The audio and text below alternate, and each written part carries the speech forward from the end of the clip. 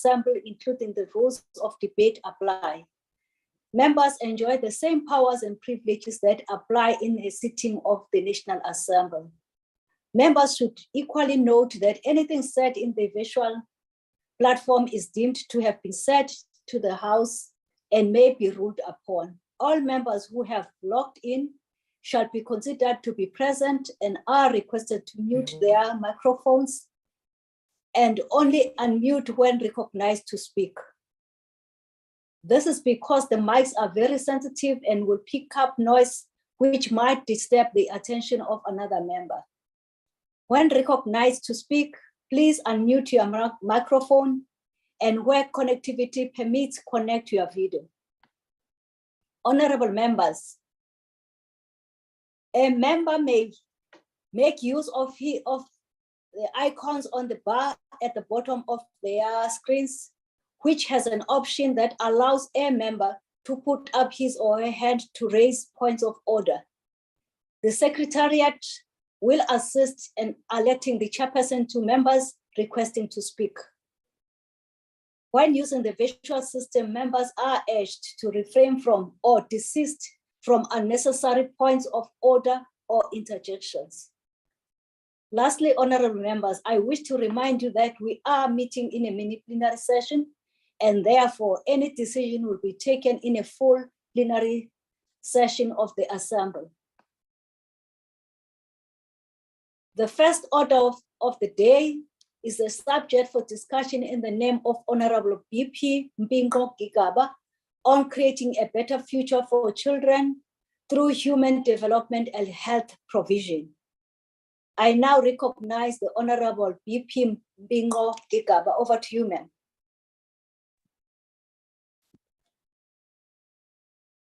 Thank you very much, Honorable Chair, and good afternoon to yourselves and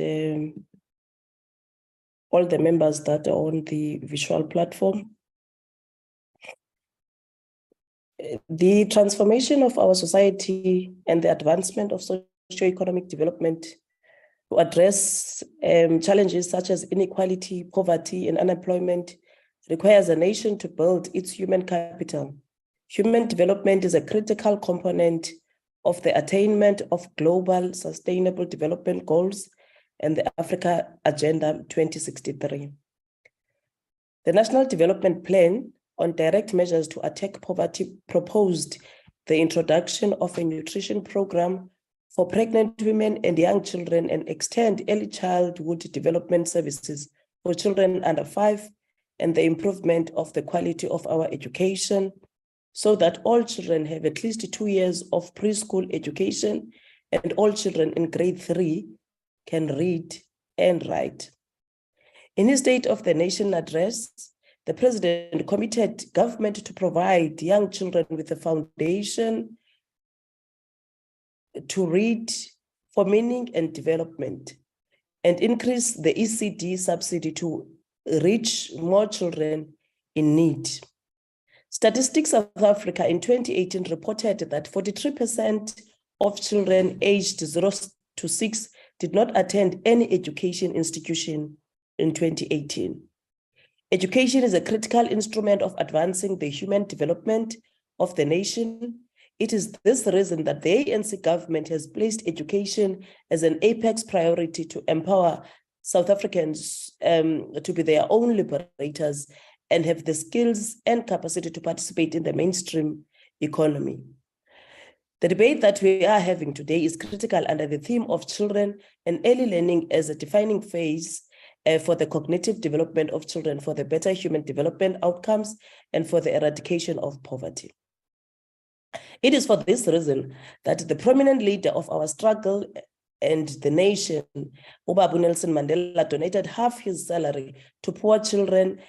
And when he got the Nobel Prize, he gave part of the prize money to help street children. In his word, Nelson Mandela stated on receiving the 1993 Nobel Prize that, and I quote, South Africa's children shall play in the open field, no longer tortured by hunger or disease or threatened with abuse, Children are our greatest treasure, quote closed. It is for this reason his vision of a child hospital has been realized throughout the development of the Nelson Mandela Children's Hospital in Parktown. If we are to create a better future for our nation, our investment on children is paramount. Various studies have identified various aspects as critical to the holistic development of a child. South Africa's total population was eliminated at 60 million people, of whom 20 million were children under 18 years. Children make up 34% of the total population. 58% of children are living in the poorest 40% of households, compared to 42% of adults. The sixth administration has prioritized early childhood development as a critical area, which requires enhancement through the ECD migration from social development to basic education, which has been completed. This is critical in order to strengthen early learning, the expansion of ECDs, and the partnership with various non-profit organizations has been increased access to early learning. The impact of not providing quality childcare as early learning contributes to disadvantaging children, particularly the poor, and their cognitive development to perform at their best potential in the education system. The problem of reading for meaning by the age of 10 is a critical barometer which should strengthen our resolve of creating equal opportunities for all South Africans, particularly for the poor and disadvantaged.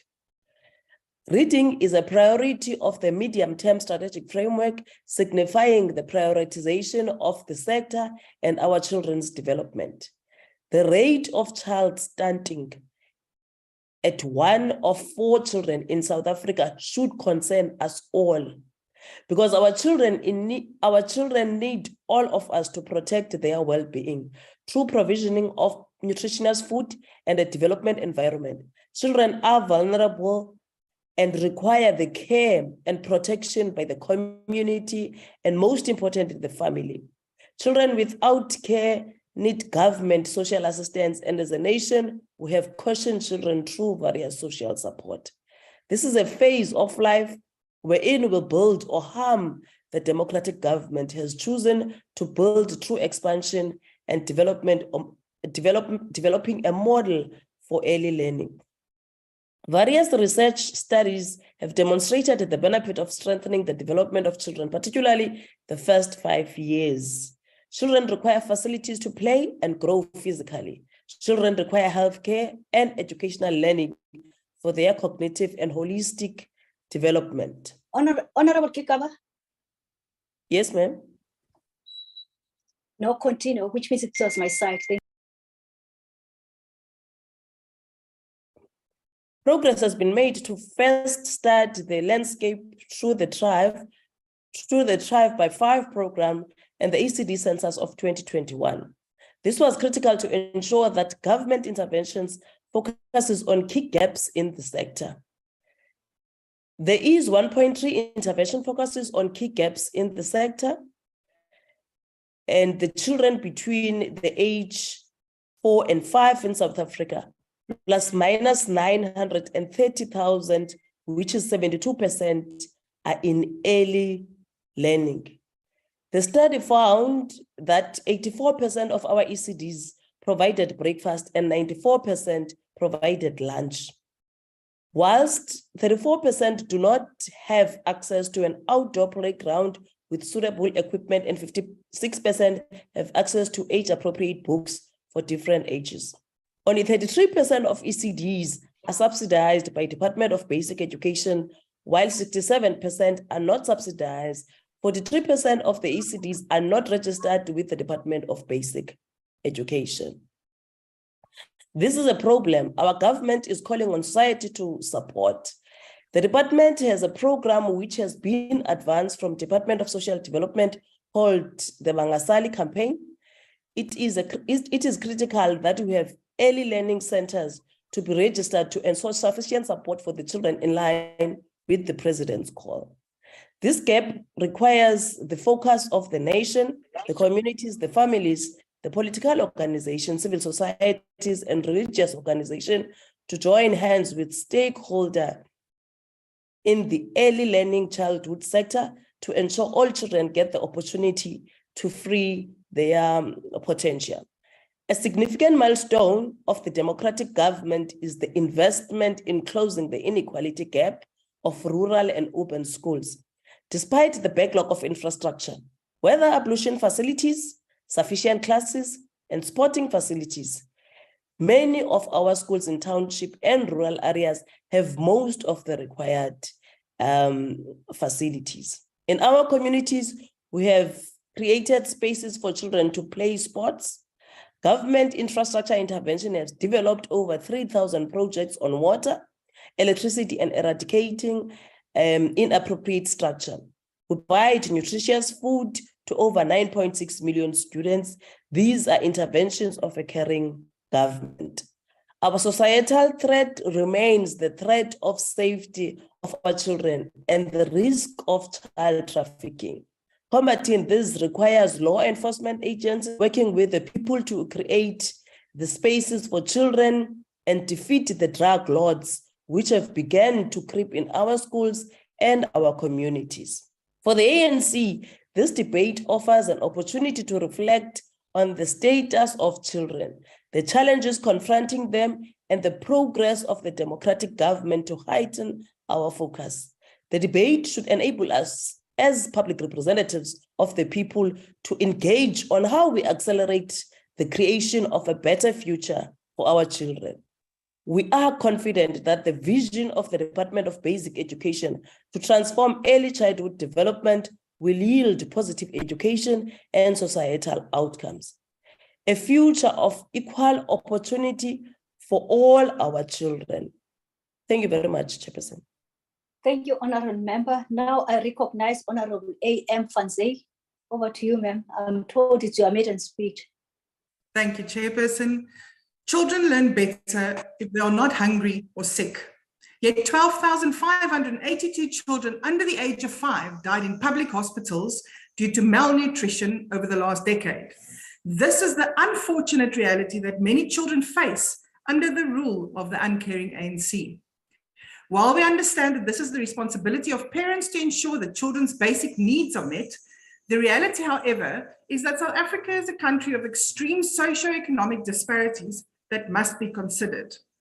Unemployment is at an all-time high, with an estimate of 13.8 million people living below the poverty line. Cost of living has rocketed, leaving many families desperate and unable to care for themselves and their children. Malnutrition impacts a learner's cognitive abilities, physical stamina, and emotional well-being. When children are ill or malnourished, they are more likely to miss school and tend to struggle with learning.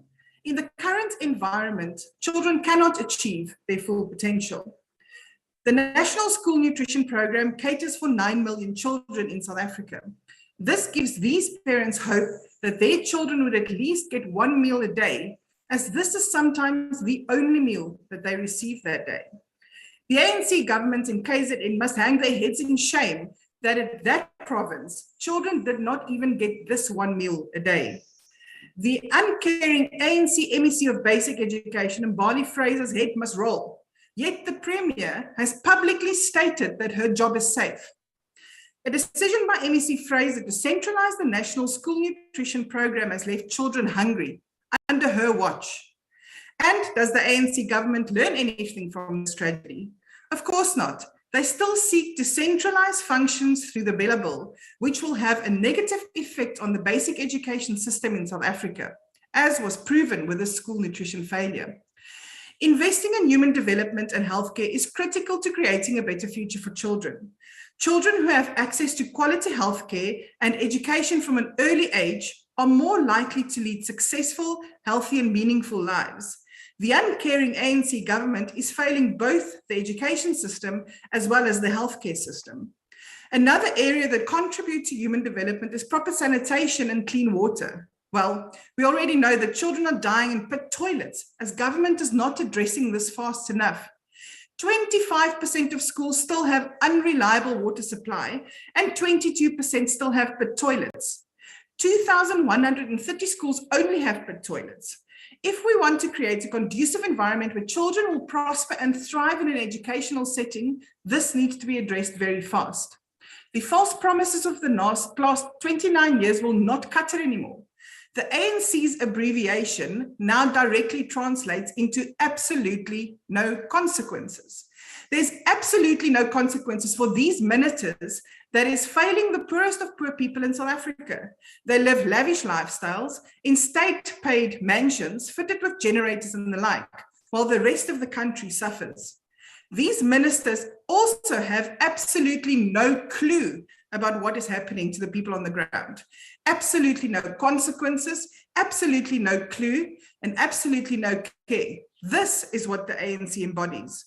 The 2024 national and provincial elections is fast approaching, and John Steenhuisen's Moonshot Pact will ensure that we create a better future for all our children. Now is the time to vote for that better future. Enjoy the DA. Chairperson, children must thrive, not fight. Thank you, Honourable Member. Your time is up. Thank you so much. I now recognize Honourable A. Geller.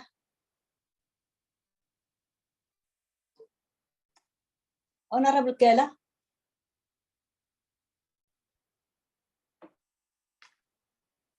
Okay. Honourable members, we shall skip Honourable Geller. I recognize Honourable Member of the EFF. Our apology, we received the name slightly later, and then I don't get it here. I don't have it on my gadget. But I recognize the EFF. Thank you very much. Greetings to the Commander-in-Chief of the EFF, Julius Malema, all the officials, commissars, and fighters of the EFF. The position of children in our nation is one that should ordinarily bring government of the day to shame. Children, being the most vulnerable of our society, are left to fend for themselves whilst the ANC government prides itself on giving orphans 1 meal a day. 1 in 4 children in this country under the age of 5 is stunted, and severe malnutrition remains one of the 3 leading causes of child deaths. In Loterwater in the Eastern Cape, unemployed mothers, some who are children themselves as young as 10 years old, starve their own children so they can get 1 pack of porridge per month that then feeds the whole family. The ANC government knows about this atrocity, and the government of the ANC will do absolutely nothing about it. Or what do we make of the children whose lives you have ruined as soon as they arrived on this earth?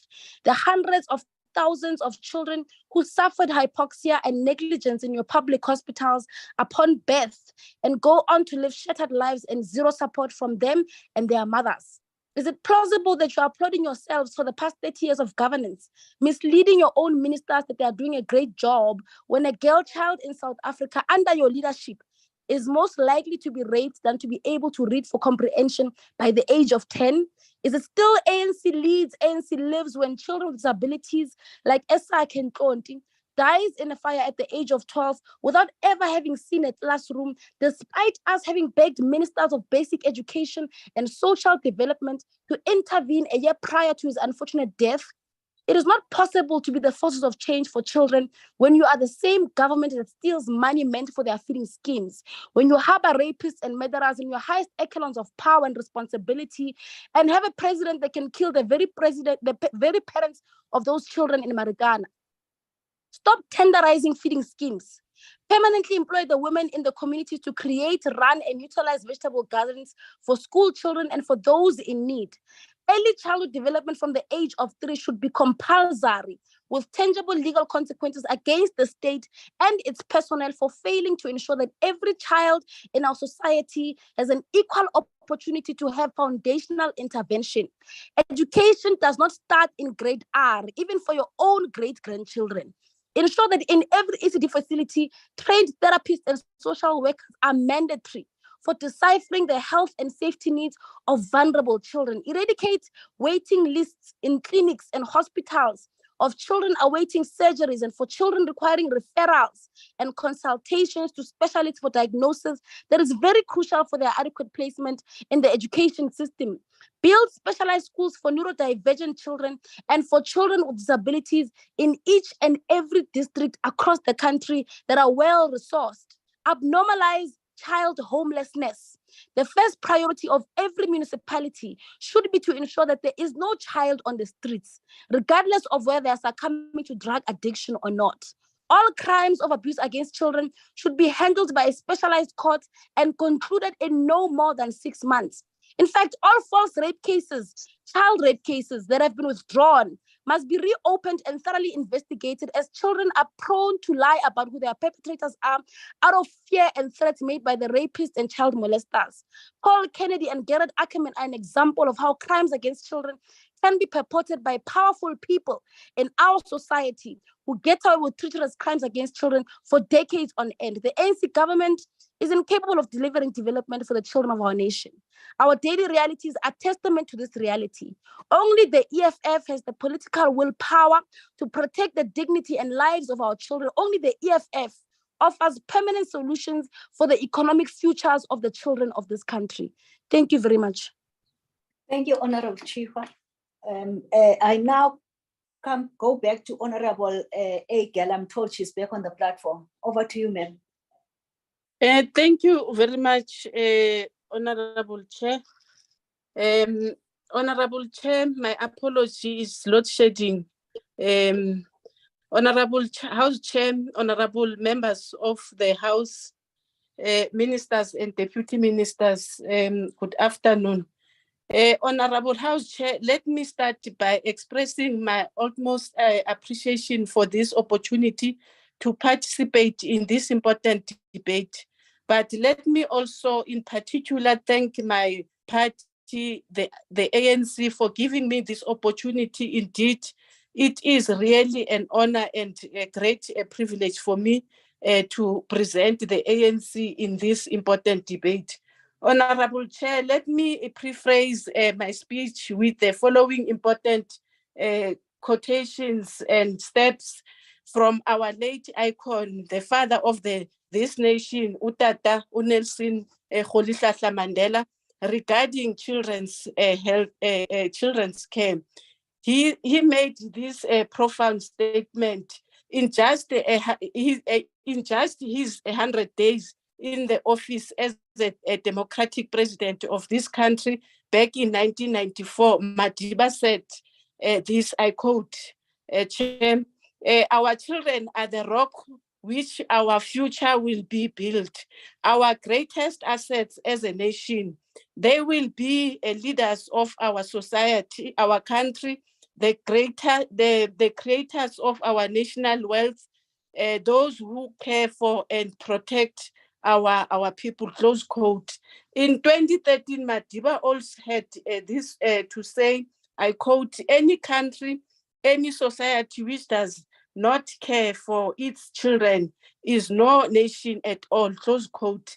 Let us also not forget that again in 1994, Madiba made a critical important announcement in health when he announced that children under the age of 6 years old, pregnant mothers will receive healthcare services for free.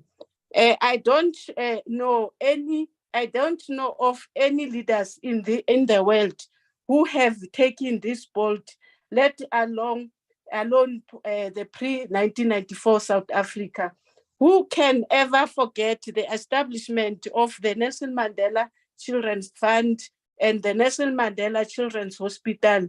For those who do not know or suffer from amnesia, like the honorable members from the DA, about what the Nelson Mandela Children's Hospital is or what it is about, let me remind you, the Nelson Mandela Children's Hospital was founded by Madiba in 2009. This hospital is a dedication facility services saving children of Southern Africa. It was established by the son and the leader of the great movement, the African National Congress, the ANC chair.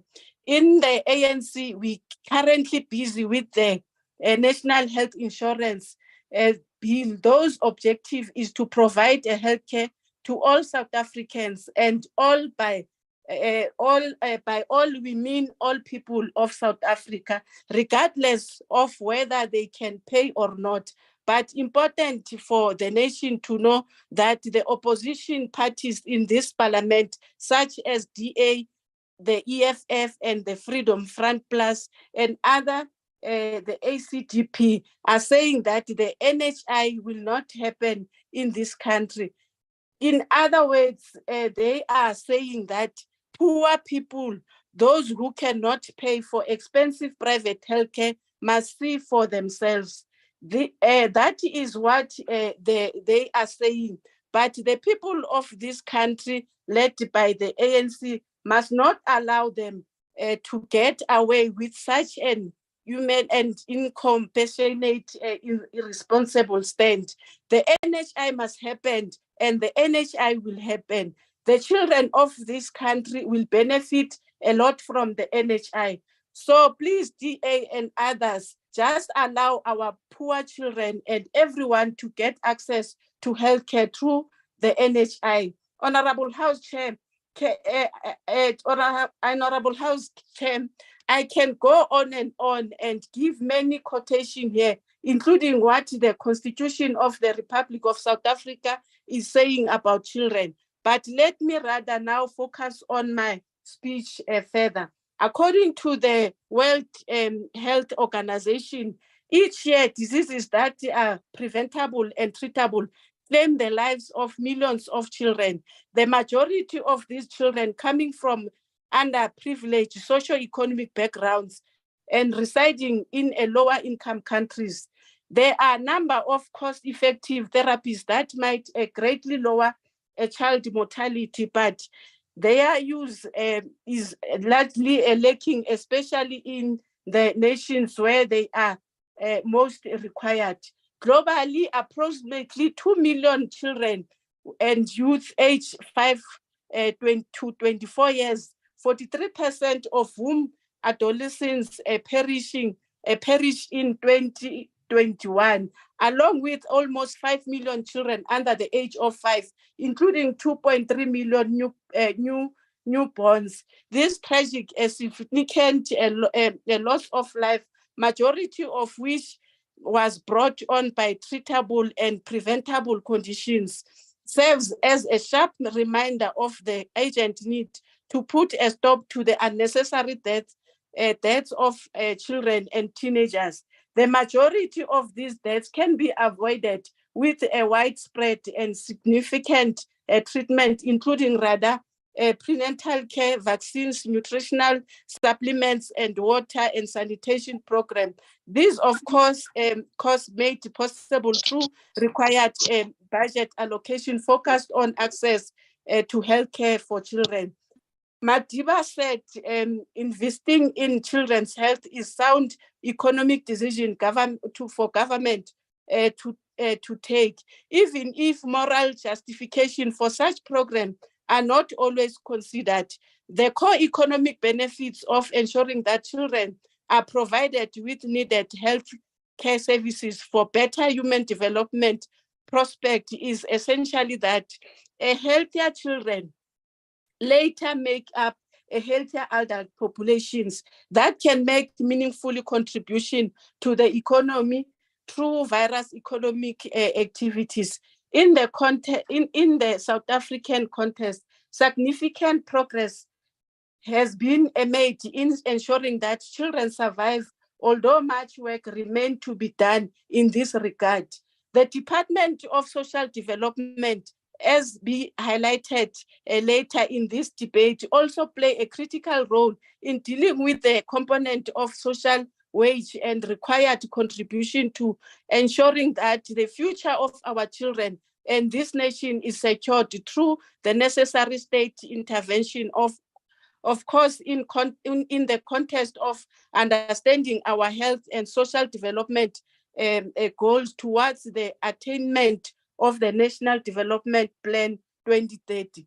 Some of these key of intervention by the Department of Health on children's health over the years include providing free health services for pregnant mothers and children up to 5 years of age, As I have already alluded to earlier, expanding the package of services for mothers and children, such as expanding sexual and reproductive health services, including antenatal visit, emphasis on early booking and postnatal care, expanding child preventive services, including introduction of new childhood vaccine, integration of HIV care, and maternal newborn child health services, providing information to women and families through Mom Connect, which offers a reliable pregnancy-related digital information to mothers with opportunity to give feedback, compliments, and complaints, and the new Road to Health booklet, which offers information to families all aspects of earlier childhood development available on the platform. Working with other sectors to empower women, such as program targeted to keeping pregnant teenage mothers in school, alongside the Department of Basic Education and Youth and Adolescent Health Programs for access to sexual reproductive health rights and services along the Department of Justice.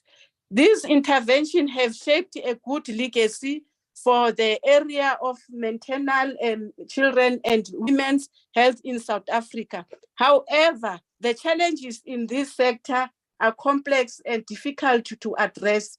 In the context of sub-Saharan Africa, children continue to have the worst rate of mortality in the world, with 74 deaths per 1,000 live births, which is 14 times greater than the risk for children in Europe and North America. The Department of Health relies on estimates based on the repeat mortality surveillance by the South African Medical Research Council to measure the child mortality. This figure shows that... Your time is up, ma'am. Thank you so much. Thank you, ma'am. Thank you, Chair. Thank you. I now recognize Honorable MD Hlengwa.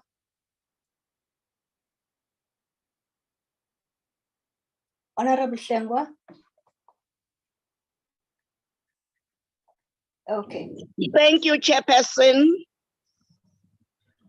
Thank you, Honorable Chairperson. Section 28 of the Bill of Rights of our Constitution carries the right of each South African child. To summarize what this section states that every child has the right to basic nutrition, shelter, basic health care with service and social services, and to be protected from maltreatment, neglect, abuse, or degradation, to name but a few. However, what we are witnessing in relation to health provision for the children is nothing short of applying an artery and acceptable. More than 900 babies died from avoided incident at Chris Hani Baragwanath Hospital between 2020 and 2022.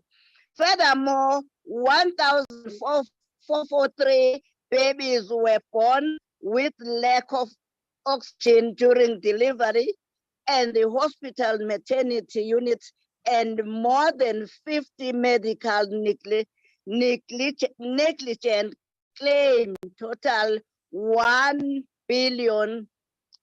It has been reported that the avoidable factors that led to the deaths of the more than 900 babies at the hospital over the 3 years, including inadequate infection control, limited in ICU beds, and hypothermia. Based on these facts, it is clear that South African children are born bearing and brand of the government's incapable and effectively non-public health care system.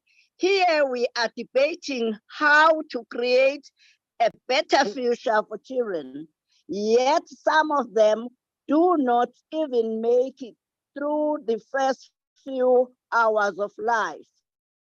The only way to create a future for children through health provision is to weed out the corrupt looters lining their pockets with complete disregard and apart for how their action are crippling the South African healthcare system. We can continue to increase the health budget as much as we want. For as long corruption prevails, there will be funding but not equipped. Africa, in one of the most unequal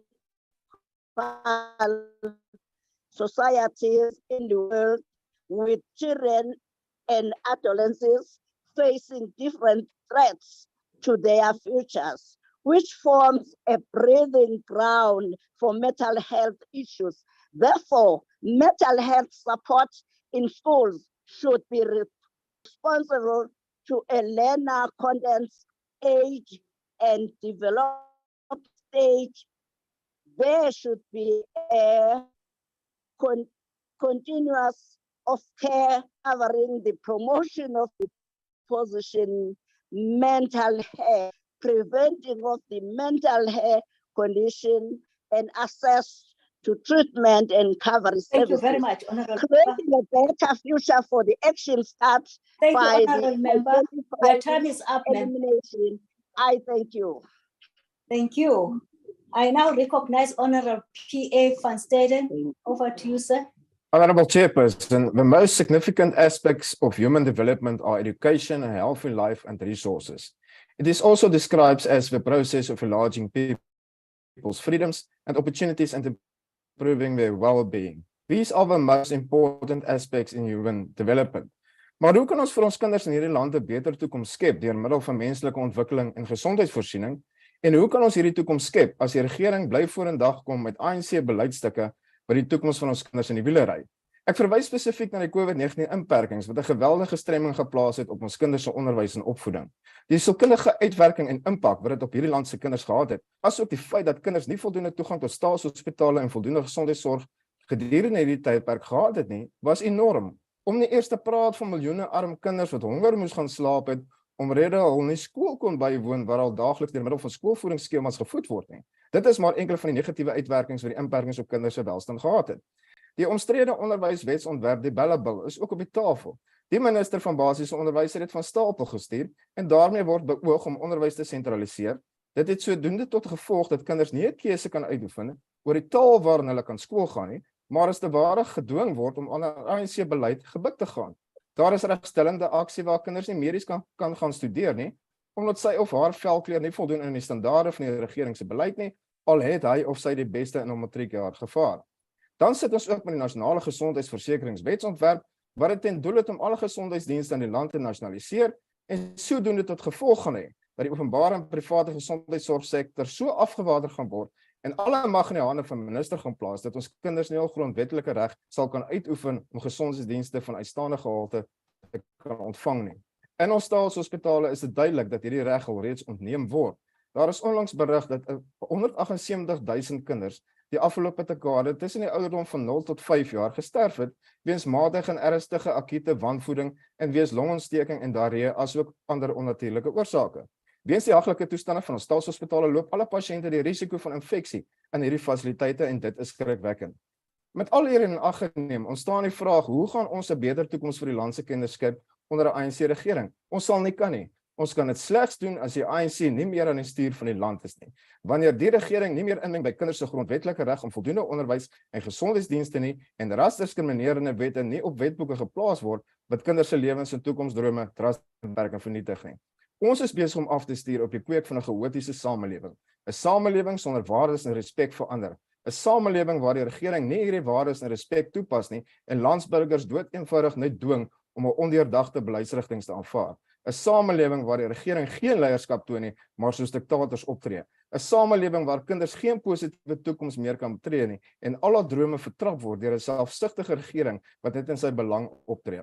Ons kan dit slegs keer deur die regering uit die kussings te lig by die stembus volgende jaar, waar 'n verantwoordelike en verantwoordbare regering tot stand gebring kan word om 'n blink toekoms vir die kinders van Suid-Afrika te skep, 'n toekoms van vryhede, geleenthede en welvaart, en dit is tyd om op te tree in die belang van ons kinders. I just want to say to Honorable Gela, it is your premier in the province of Gauteng, Minister Panyara Lesufi, that has cut the budget of social services so drastically, but for children who is in children's homes stand the chance to go and live on the streets. Thank you very much, Chairperson. Thank you. I now recognize the UTM, honorable member of the UTM.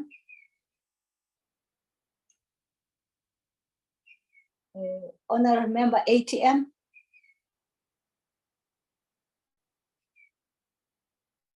I now recognize Honorable A.M. Sheikh Imam. Over to you, sir.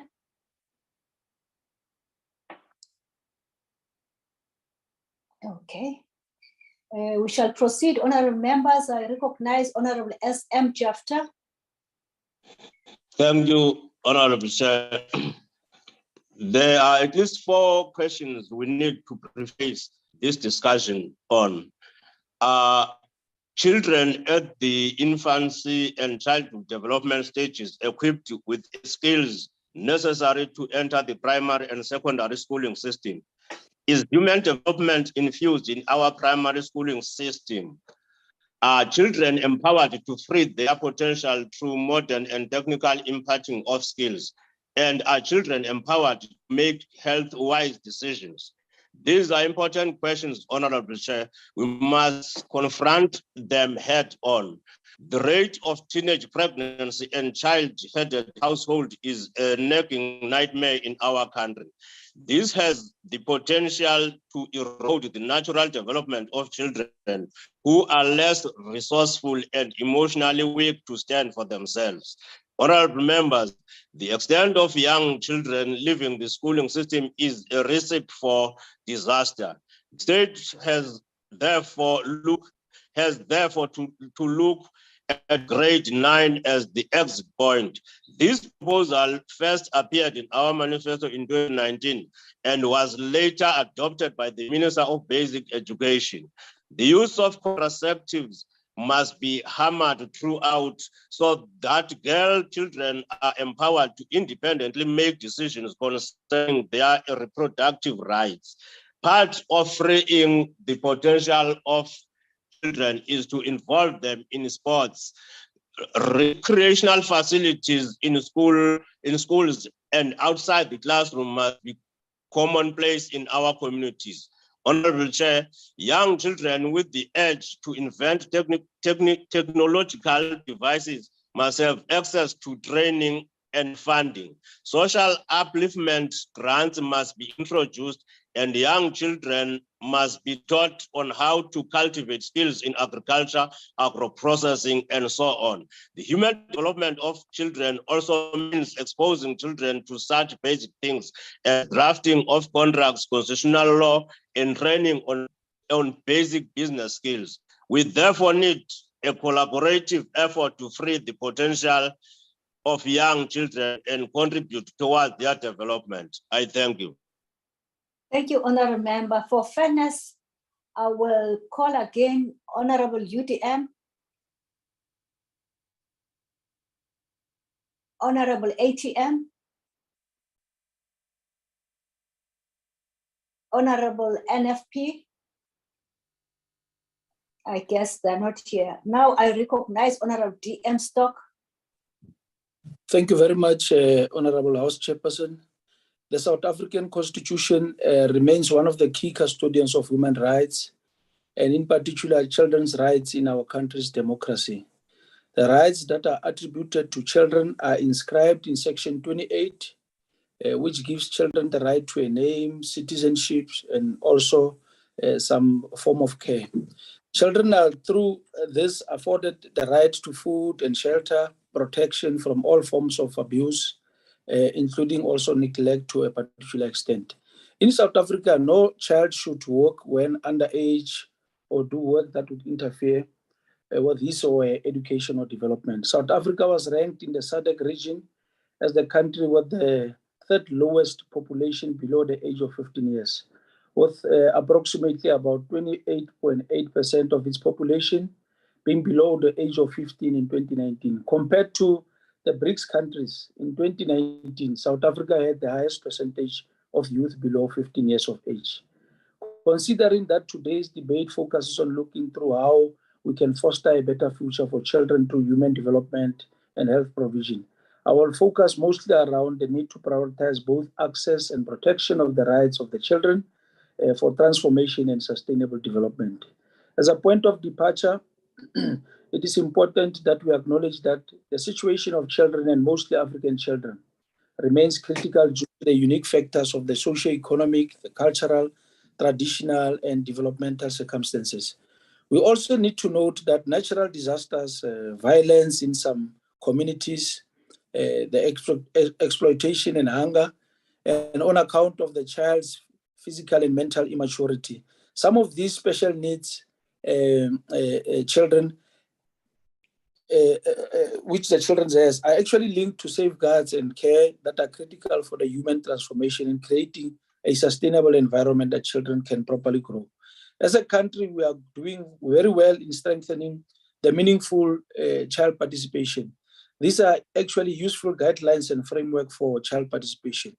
These are actually also, to a large extent, Honorable Chairperson, the beginning to yield positive results as South Africa became the first country in the history of the Global Conference on the Elimination of Child Labor to have children participating. Our children were vocal in telling the world how child labor delayed their progress in their development and how it was contributing to their unsustainable development. We have also institutionalized the Children's Parliament, where actually ministers and with their different portfolios attend to the Children's Parliament to listen and actually also to respond to the recommendation from the children on key issues of service delivery to the extent that these children are actually affected. This Parliament plays a very important role in enriching our democratic institutions as there is direct dialogue between the ministers and actually also the children. We are also encouraged that South Africa now has the world's biggest social security system, which is about 42% of the children aged from the age group of 0 to 17 years, were both money metric and multi-dimensionally poor. Higher rates of poverty were found among children living in the rural areas with about 88.4%, followed by those living in non-metropolitan areas at about 73.7%. While relatively low percentage at 39.6% of the children residing in metros were found to be multi-dimensionally poor. It is for this reason that our government has a social protection system which provides a safety net to paying over 13 million social grants to beneficiaries on behalf of our ordinary children. Those who argue against the grants do so from a position of privilege and are disconnected to the lived reality of our children. And to a large extent, these are actually the doomsayers who are actually continuing to enjoy the privileges of the minority since the inception of this country from a few or a number of years ago. And then they continue to enjoy those privileges, and they will never be able to live to the reality to see some of the challenges that our children are actually encountering on a daily basis. And they will also, for their own convenience, turn a blind eye and create an impression that the ANC-led government, through its different departments, through its interventions, through its policies, are actually not doing anything. But we want to challenge all those honorable members and say to them, they must never be convenient for the truth, and they must tell it like it is. Where there are challenges, we have never shied away to raise those challenges. And where there are a number of interventions, those interventions have actually been addressed to improve the ordinary lives of our ordinary people. Whilst improved access to health and other social services can play a role in this, it also requires the changes in the household practices, such as increased exclusive breastfeeding, improved complementary feeding, and more quality interaction between young children and other household members. The social services have a role to play in encouraging and supporting these behaviors, and more integrated efforts across departments is needed for this. It is also important to highlight that while we are making these investments and interventions, we need to give extra caution that children do not fall through the cracks throughout our system. Herein, we are referring to low access rates reported for children in rural areas, as well as children with disabilities. There are still young people across our country that are not empowered and are actually struggling to put together a basic existence. We must recall that aspiration 4 of the continental rights of the children stresses that every child survives and has a healthy childhood, and aspiration 5 as well states that every child grows up well nourished and with the access to the basic necessities of life. We are totally free until we are not totally free until the most vulnerable in society, namely the women and our children, are free. In this regard, we need to develop and strengthen social compacts driven by the public and the private sector, as well as the civil society and organized labor, to ensure that the integration of children across all strategic sectors of the society, especially to ensure that they are actually free and to the best of their abilities, they can also participate in the meaningful contributions throughout the economy. In conclusion, Honorable House Chairperson, we should actually bear in mind that one of the legacies of apartheid in our country is the dismantling of our communities and our families. However, the process of rebuilding and bringing about social cohesion is underway. Whilst complex, it is also critical not only about the building of a prosperous nation, but also in the shaping of the future of our children and the youth who will soon become the leaders of our nation. It is for this reason that we have prioritized the foster care legislative changes. And then, having said this, our communities and family units have a critical role in both safeguarding the rights of our children, as well as ensuring that government interventions to the social wage and health services, among others, contributes effectively to the creating of a better and more just and prosperous future for our children. As the ANC, we remain committed to the children's development and reaffirm our commitment through the social policies and the interventions through a number of programs in the social development. We also need to reaffirm the need to strengthen the measures that we put in place to keep the children of our nation at the top of our national agenda by prioritizing the development and transformation of the experiences of the children of South Africa. Thank you very much, Honorable House Chairperson. Thank you. Thank you, Honorable Member. Honorable members, I skipped, and I apologize, Honorable A.L. Abrahams.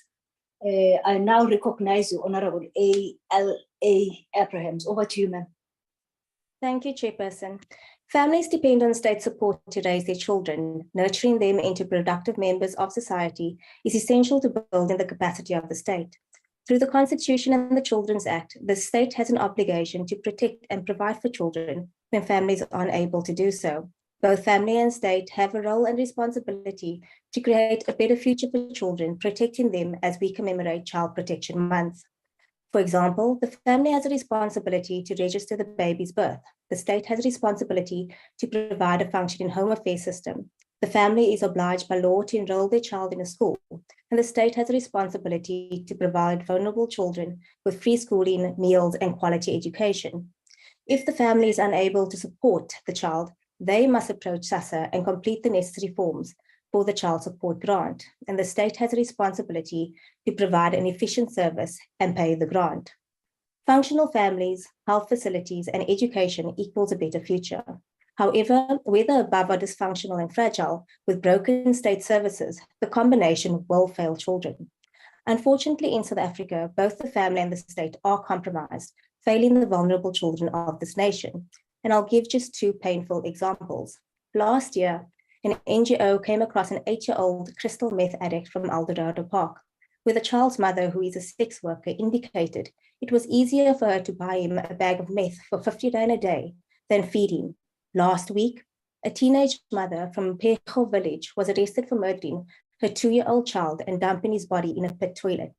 She was released back into her family care as she is 8 months pregnant, and the family is yet to open up a case of statutory rape despite knowing the identity of the young man.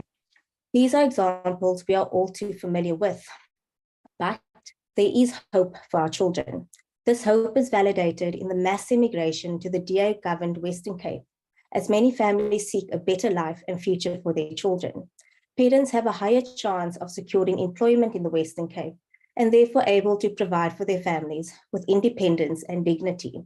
An educated child is more likely to be able to support themselves in the future, breaking the cycle of poverty. That is why the Western Cape Rapid School Build project is building more schools than ever before. It has already completed 2 junior high schools in previously disadvantaged areas of Atlantis, built in just 65 days and in Delft. The DA cares about your health, and while hospitals in other provinces battle to provide basic necessities such as food, the Western Cape government over the next 12 months will install hybrid inverters in every rural primary healthcare facility over 2 phases and solar panels at 15 hospitals to shield patients from load shedding. Stats SA, as well as the General Household Survey, confirmed the Western Cape as the top performing province in terms of service delivery. Compared to other provinces, the residents in the Western Cape have a better quality of life, and that is supported by an efficient and clean government.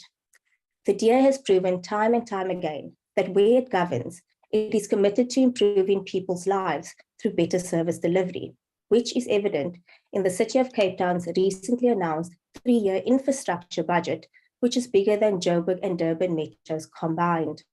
Everything the DA does is for the betterment of your family, your children, and the future of this country. And with your help in the 2024 national and provincial elections, we will bring DA competence and success to the whole of South Africa. I thank you. Thank you, Honourable Member. Now I recognize Member Cope, Member PAC. I now recognize Honourable MGE Hendricks. Honourable Hendricks.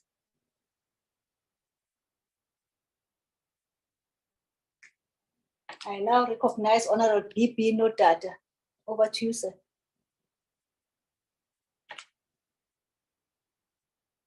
Honourable Mbinqo-Gigaba, over to you.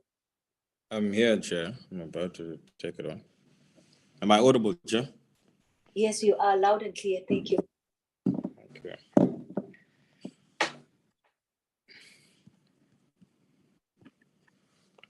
Chairperson, South Africa's children are suffering, not because they are parents' failures, but because this ANC government has made it impossible for poor and vulnerable citizens to rise above their circumstances despite their best efforts.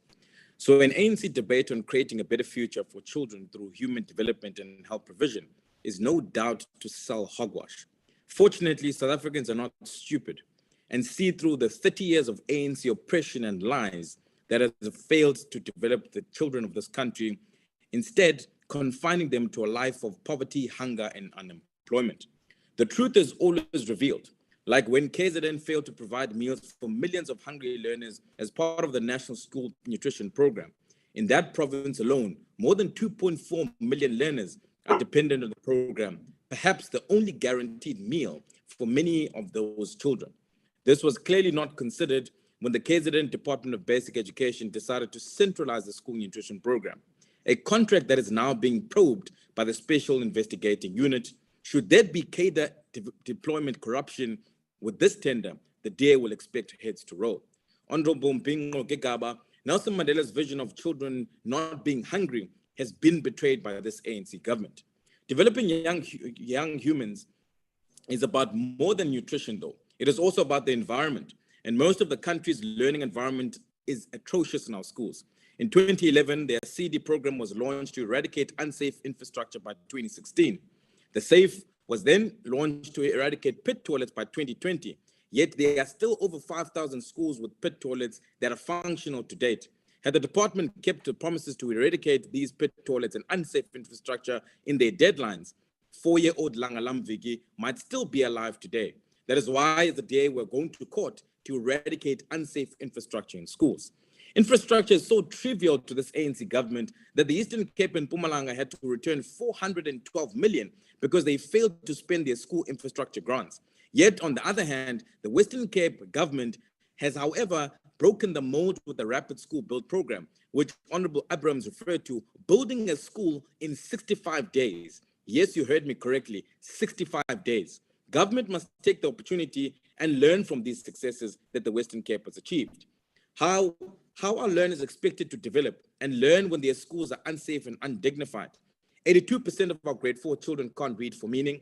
There are 4.2 million youth in northern education, employment or training. 7 in every 10 young people are unemployed because of this government. Yet there's still zero allocated to reading in the budget in the basic education. Yet there are double number of children in the Western Cape that can read for meaning. The ANC has failed to develop generations of our children. It is now time to vote these oppressors out in 2024 and vote for a DA moonshot-packed government to create a pathway out of poverty and unemployment into opportunity with an education system that truly develops our children for a prosperous future. I thank you, Chair. Thank you. Thank you. Before I recognize Honorable Mbinqo-Gigaba, honorable members, I urge you that when we debate, don't make accusations that you would not necessarily be prepared to make substantive motion. It was made earlier on, it's just that I got delayed to see that and to be advised on that. And I thought I just need to caution you. And also members, if possible, if you are not going to be debating, it is just a courtesy to indicate so that we know and we can move smoothly. Other than that, we are now, and I'm recognizing Honorable Mbinqo-Gigaba to close the debate. Over to you, ma'am. No, thank you very much, Chair. And let me thank everybody that has participated in the debate. Safe to say, probably one must use also this opportunity to say that the public has been made an issue as part of this debate. Are continuing this weekend. We are starting in Gauteng tomorrow, and we are going to continue and finish them as planned. We are not shaken as we believe as the ANC that the amendment on the bill will better the future of a child in our schools. As we are closing, Chair, we would want to reflect by saying that the social challenges affecting our society, such as gender-based violence and femicide and patriarchal practices, require socialization at a young age. The values and principles that our children should be taught in their homes, schools, and religious environment should be underpinned by the values of our Constitution. The realization of the vision of the Constitution requires a citizenry that understands their rights and responsibilities. National consciousness is therefore very critical. We need to teach the boy child to respect and view a girl child as an equal. We must teach the boy child to respect the girl child. As a society, we also have a duty to protect the girl child who is confronted with various threats which require awareness to the girl child and broader society. And the safety of the girl child should concern us, as this will impact their freedoms to realize their potential. The greatest gift of our democracy can realize is empowerment for self-liberation. We should prepare our children for the changing world. Today's debate has enabled a critical reflection on the status of the children and the challenges we still need to confront as a society. Our debate has also affirmed that the democratic dispensation has brought about better conditions for our children. As was argued by Honorable Stock, our family unit requires our focus as a nation, for it constitutes the most basic unit for our society. Without building cordial family relations, we weaken our social protection and the well-being of our children. Our democratic dispensation has broken the cycle of poverty through empowering children in all households. Education is no longer a privilege. The horizon of the future of our children is filled with opportunities. We have reflected on the dire circumstances of children in rural areas, and this requires our mobilization as representatives of the people working with various social partners to ensure we build the strongest base for human development through ensuring that children receive sufficient health care in the first 1,000 days, and that all children below the age of 5 receive early learning.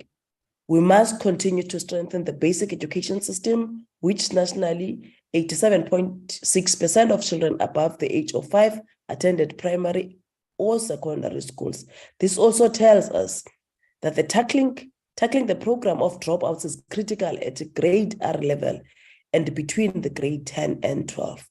Through the current Basic Education Laws Amendment Bill, the bill proposes to increase accountability of school management teams to trace and follow up learners who do not return to schools. This is to ensure all learners are in schools as required by the law.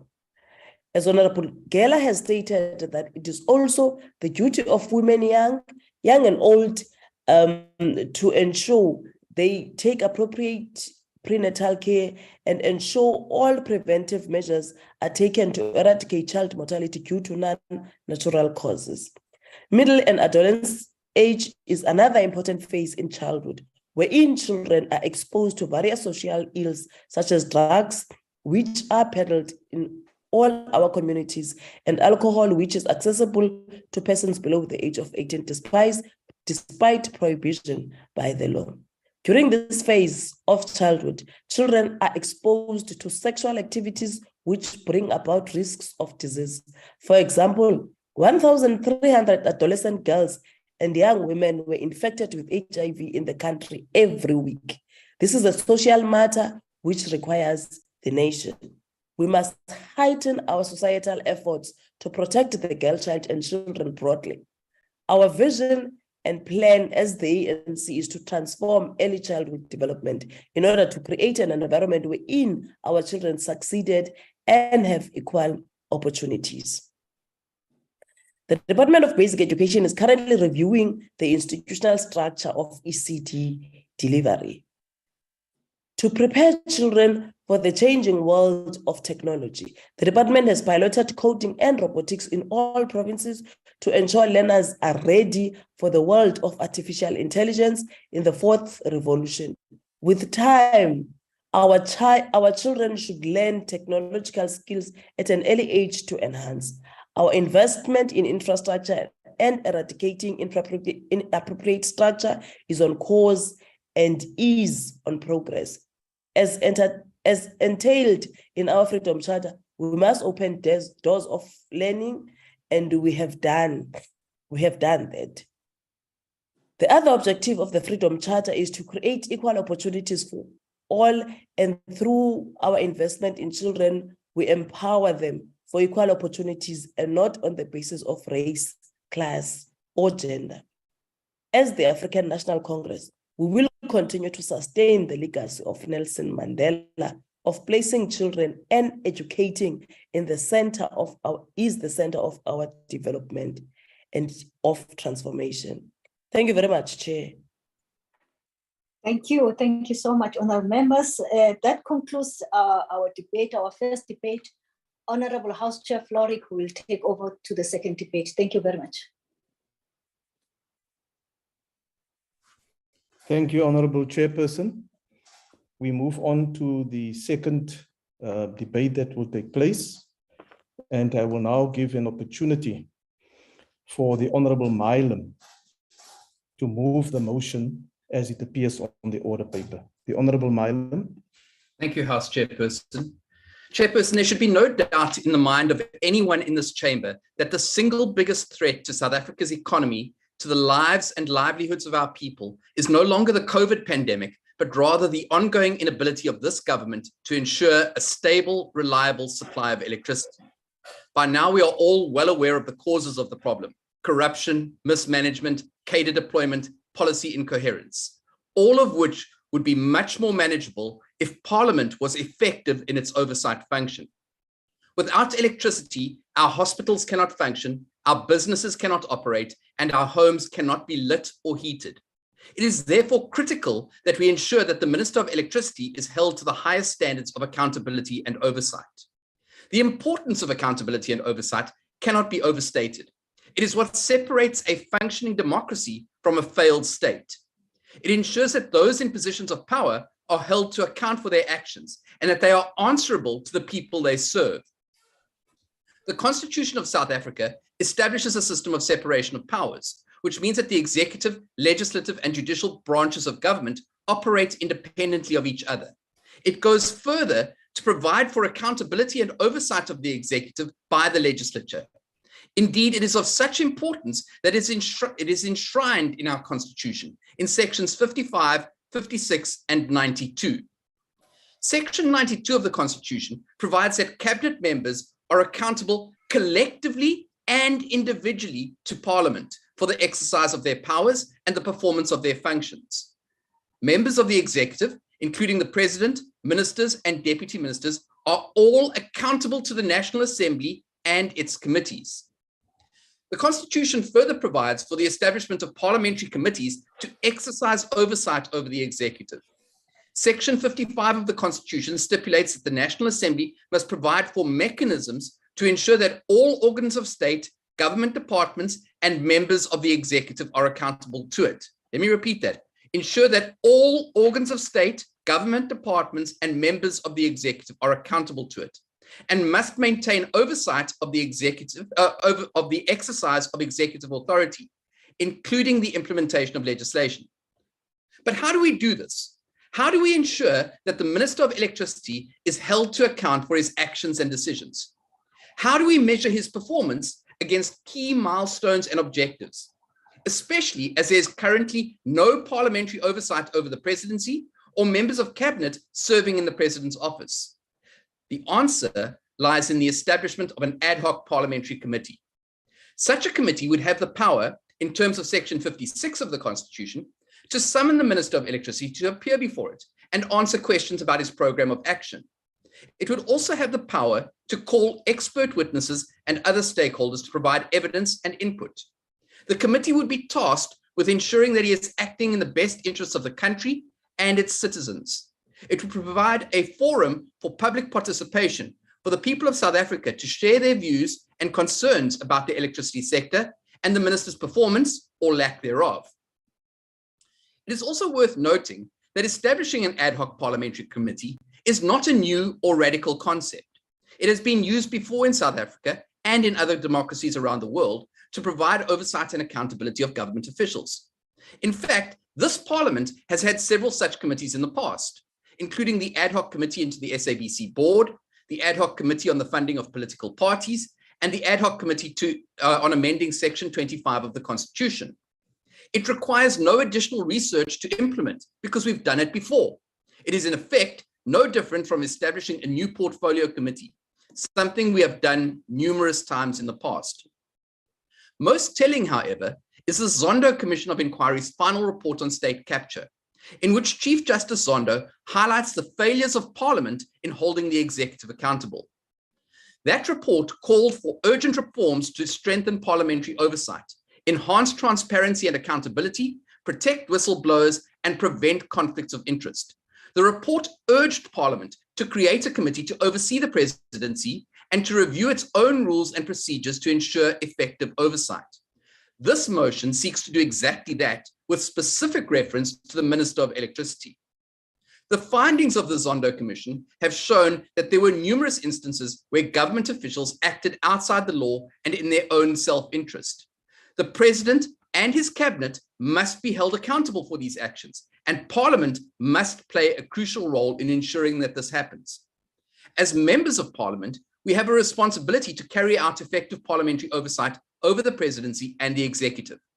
We must work to ensure that Parliament has the necessary resources and expertise to carry out this oversight, and that it is conducted in a non-partisan and impartial manner. South Africa cannot afford another 15 years of rolling blackouts, simply because we, as Parliament, have failed in our constitutional obligations. I therefore call on all members of the National Assembly to prioritize parliamentary oversight and to work together to ensure that the executive are held accountable for their actions through the establishment of an ad hoc committee to oversee the function and role of the Minister of Electricity. Let us build a strong, transparent, and accountable democracy, one that serves the people of South Africa and upholds the principles of good governance and the rule of law. Thank you. Thank you, Honourable Member. The next speaker is the Honourable Soma. Thank you very much, Honourable Chairperson and other honourable members. Ordinarily, the National Assembly, when responding to any reconfiguration of the executive by the President, is required in terms of its constitutional oversight function to consider the implications of such reconfiguration on the existing oversight structures. I repeat, existing oversight structures, and whether any change may be required. The sponsor of this motion has done that, and he and his party have come to a conclusion that in terms of Rule 253, an ad hoc committee to oversee the new Minister of Electricity is required. However, what the sponsor of this motion has not opted to do in terms of the National Assembly Rule 225 is to use the Rules Committee, acting in concurrence with the Speaker, to propose the establishment of a portfolio committee on the Minister of Electricity. Clearly, the sponsor and their party and his party recognize there is a unique situation, and they have opted to use Rule 253. The last comprehensive review, honourable members, honourable chair, of the National Assembly rules took place in 2016, 7 years ago. And as we have been, they are due for a review which is underway. Within such a review, there is a need to close the rule 253. It only has two criteria currently as it stands. One, you may establish an ad hoc committee for the performance of specific tasks. And two, the last comprehensive review of the National Assembly, okay. Two, you may or you must set time frames to complete the task. What this allows for is that any party who believes there's a specific task that needs to be done, and by a certain date, may lodge a motion for the order paper in the hope that the resolution of the House will concur, and they will have an ad hoc committee for the objective that they want. This is precisely, Honorable House Chair, why you hear among other particular political parties continuous calls for ad hoc committee for a range of matters. Anything, you need an ad hoc committee. It's raining, you need an ad hoc committee. The majority view has often been to remind such applicants that we have committees of oversight whose powers and functions are there to do the work and report to the House. So a review of section of Rule 253 needs to seriously be considered in order to introduce a criteria that will be well understood and be explicit to all, so that we have sound rationale and logic when we are called to debate a motion or motions on the establishment of the ad hoc committee. None of these are less, or we welcome the opportunity to debate, which we really appreciate, because it gives us as the ANC an opportunity to explain in what situation do the ad hoc committee establish, in what situation do you, after the reconfiguration, the committee or the portfolio committee are established.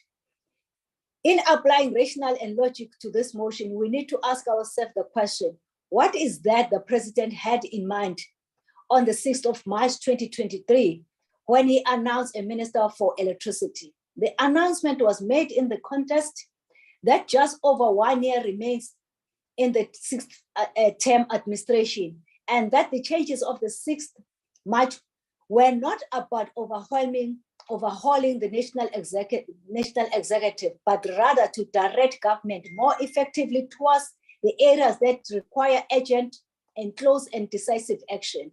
The Minister for Electricity's task is to deal with the immediate crisis of load shedding, a crisis that was addressed in the February State of the Nation 2023 address. That our most immediate task is to dramatically reduce the severity of load shedding during 2023-2024. The Minister of Electricity will focus on the full and urgent implementation of the Energy Action Plan that has been agreed between government, ESCOM, and other stakeholders. The primary task of the Minister of Electricity is significantly reduced the severity of frequency of load shedding as a matter of urgency and effectively oversee the electricity crisis response. The Minister has the political responsibility, authority, and control over all critical aspects of the Energy Action Plan. So, in the context of this motion, what makes the Minister of Electricity different from other ministers so that we take an informed decision as Parliament and South Africa also are well informed, that we don't just object for the sake of objecting. By the way, of structure, it is a very different.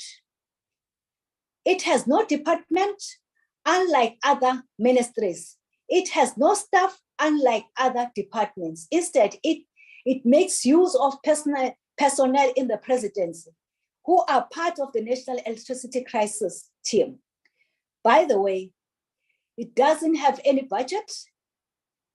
That makes it different. It has no budget, and it relies on the administration budget of the presidency, which is vote 1.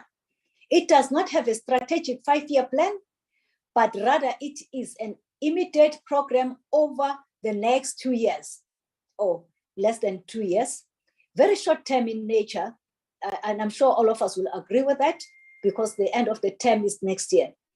It does not have an annual performance plan like all other departments, but it is a program within the presidency. Parliament requires accountability, and there's no party in this house who does not want accountability, not just to be said, but to be seen being done as well. In the context of the Minister of Electricity, accountability takes place under the State of the Nation Address debate, quarterly questions to the President, quarterly questions to the Deputy President, regular reports from the Presidency, the debate on vote 1 in terms of the budget vote debate. In respect of the standalone accounting from the Minister for Electricity, he answers questions once in a term under the economic cluster of ministers, as well as debates on ministerial statements that he will, in the immediate future, hopefully, less than 7 points of accountability that I've just articulated, honorable members, that take place in the Parliament to account for the program that the Minister of Electricity has responsibility for under the presidency. This is therefore answers the misleading statement under clause 3 of today's motion before the House, which states, I quote, "It is impossible for the Assembly to exercise its constitutional mandate oversight responsibility over Minister Ramokgopa and the office he heads." Close quote. We have demonstrated above, Honorable House Chair, there are no less than 7 opportunities for oversight to happen, many of which are on the quarterly basis. Clause 4 of the motion, it tries to suggest that the Minister of Electricity has a duty to account to the Assembly on the work of his ministry, and by implications, unless there is an ad hoc committee, then he is not accounting. The sponsor of this motion is behind the times, and he must just need to catch up in his party. There were 2 questions to the Minister of Electricity on in the order paper yesterday, 3rd of May 2023, under the economic cluster. So any thought that he cannot account under what currently exists for accountability is misplaced and very disingenuous. Clause 5 of the motion gives it all away. It calls for combined oversight over the Minister of Minerals and Energy, the Minister of Public Enterprises, and the Minister of Electricity in an ad hoc committee. An autonomous of an ad hoc committee, which is huge and which has never been seen, and displays an oversight where there will be no decision taken. But also the other committees, they've got their own standalone portfolio committees that they account under. The work of the Minister of Electricity, with the Minister of Public Enterprises and the Minister of Minerals and Energy, is coordination around a plan that the executive has agreed and has been made public. It means the sponsor of the motion wants double oversight over the Minister of Minerals and Energy, Minister of Public Enterprises, as well as the Minister of Electricity, besides the fact that they report to their respective committees, honorable members. Clause 6B, in terms of specifying the task of the ad hoc committee, states that the ad hoc committee must monitor and oversee the budgets, plural, of the new ministry. The new ministry does not have a budget, I repeat, does not have a 5-year plan. So the motion is calling for establishment of ad hoc committee on something that does not exist. And the examples that the honorable member have made is not the same as this in terms of the facts. The sponsor calls for the cumbersome 25-member ad hoc committee, 11 voting and 14 non-voting, of course, to coincide with this motion for consideration by the National Assembly, as we have grown accustomed to this. When we have to take decisions, sensation is generated from social platforms to deliberately create a hype and release untested claims designed to create maximum damage to the governing party, government and its executive. This time it comes in a form of an off-the-shelf NGO whose name exposes what they want to in future. In their claims, they talk about a bill of 37 million a year for a new minister with no evidence being put forward. They say of the 37 million, the highest cost to the taxpayers goes to the salaries of the minister, his deputy, which he doesn't have, and the respective offices, which he doesn't have because he's under the presidency. And it also further said that at 17.8 million, there is no deputy minister in electricity. They even go on to talk about VIP protection and Lazarus cars.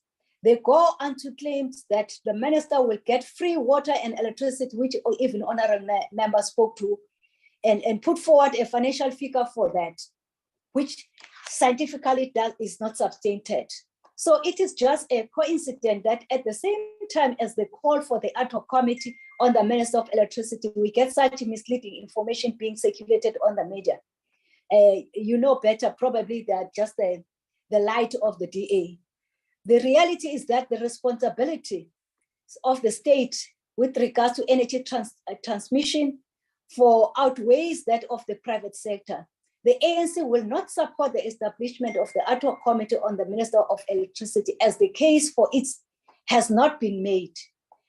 There remain more than adequate parliamentary oversight, which I stated above, which are almost 7 or more than that oversight mechanism in place to conduct oversight over the Minister of Electricity.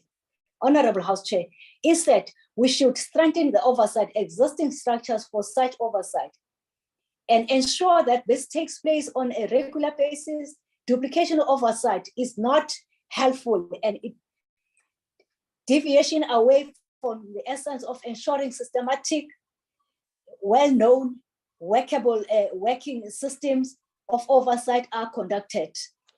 I thank you, Honorable Chair. We don't support the establishment of the ad hoc committee. The systems of oversight that we have in Parliament are adequate. Thank you very much, Honorable Chair and members. Thank you, Honorable Member. The next speaker is the Honorable Graham. Thank you, Chairperson.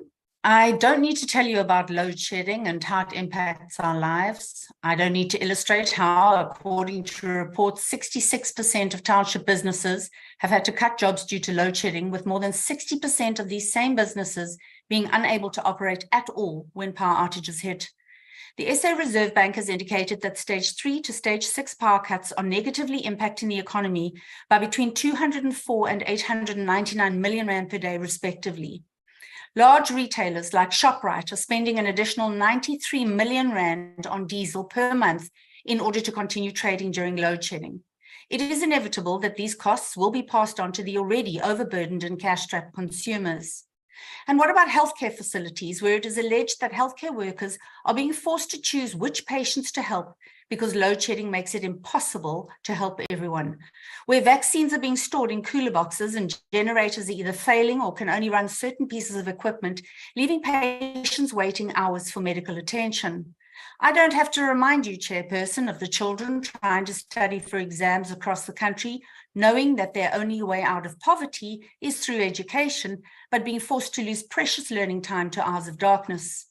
We don't need to hear another litany of sob stories about how people are going days and weeks without water in rural areas because 12 hours a day of power in 3 or 4 hour increments are not enough to fill reservoirs. We all know these stories. This is our lived reality. This is South Africa after 29 years of ANC governance. Towards the middle of last year, load shedding hit unprecedented levels. President Ramaphosa, in a rare public appearance, addressed the nation on the severity of the crisis. So shocked was he that he skipped task team level entirely and went directly to the establishment of a committee. Cue the National Energy Crisis Committee, or NECOM. The mandate of NECOM, according to the Energy Action Plan drafted in August of 2022, is to do whatever it takes to achieve energy security. The document goes further to state that by applying laser focus to a limited number of high-impact interventions and by acting with urgency and decisiveness, we can end load shedding. Sounds promising. In January of this year, 6 months after its establishment, NECOM assured us that the committee was on track to address load shedding and the energy crisis. While I don't want to state the obvious here, it is worth noting that there have been only 2 days without load shedding this entire year so far, with 91 days having had between 4 and stage 6 blackouts. By way of comparison, before the establishment of NECOM, we experienced only 28 days of load shedding in total over the same period in 2022. You can draw your own conclusions. Rather than admit that the major contributing factors to the energy crisis are inter alia corruption, cadre deployment, and mismanagement, President Ramaphosa did what any self-respecting billionaire president would do. He threw money at the problem, around 30-odd million rand a year's worth of taxpayers' money in the guise of a Minister of Electricity. In his statement on the appointment of Minister Ramokgopa in March, the president outlined his vision of the role that the Minister of Electricity would play in resolving the electricity crisis. First and foremost, the new minister has been tasked with reducing both the severity and frequency of load shedding as a matter of urgency. Just short of 2 months into his tenure, I can say with absolute assurance that he has accomplished neither. Instead, his appointment has been characterized by political infighting, a complete lack of coherence with respect to his role, functions, and authority, and a whole lot of posturing, while power outages continue unabated. Tasked by President Ramaphosa with the political responsibility, authority, and control over the Energy Action Plan, Minister Ramokgopa has a daunting task. But this should not give rise to a lone wolf minister unencumbered by any oversight or accountability mechanism operating outside the bounds of parliamentary or constitutional constraints. Instead, given the very serious and urgent nature of his responsibilities, it is imperative that the Minister of Electricity be required to report to an ad hoc committee established by this House. In this way, Parliament can ensure that finding solutions to the energy crisis is done in a transparent, accountable manner, and that the proper checks and balances are in place. This ad hoc committee would serve for the duration of the tenure of the Minister of Electricity, who will serve until such time as the energy crisis has been averted. The mandate of the committee, as agreed to by this House, would assist in consolidating the expected outcomes of the minister's position by providing the parameters within which the committee could provide oversight and evaluation. Given that we're still waiting for clarity on the actual role of the minister, the ad hoc committee would be an invaluable part of transparency, oversight, and finding solutions to the energy crisis. Furthermore, the interests of all South Africans would be represented through the members of Parliament who serve on the ad hoc committee. Every person in this country has a vested interest in the success of the minister. It is our duty as Parliament to ensure that the minister achieves his mandate honestly and transparently, and not through the further erosion of our democratic principles, because the ANC are more concerned with protecting those intent on destroying our country than solving the crisis, or because public representatives are too lazy to do the work that they are elected to do. Let's do our duty and establish this ad hoc committee. Let us be part of the solution to the energy crisis and not be the enablers of those hell-bent on keeping us in the dark. We request that this motion be supported. I thank you, Chair. Thank you, Honourable Member. The next speaker is the Honourable Madokwe.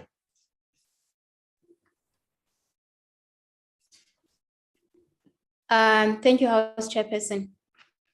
House Chairperson, we greet the EFF President and Commander-in-Chief, President Julius Malema, EFF members of the CCT, EFF members of Parliament, and fellow South Africans.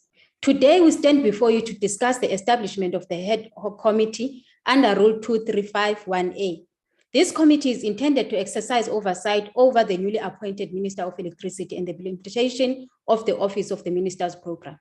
As the EFF, we express our critical view on this appointment, considering it unnecessarily and reflective of the fragmentation within the current government.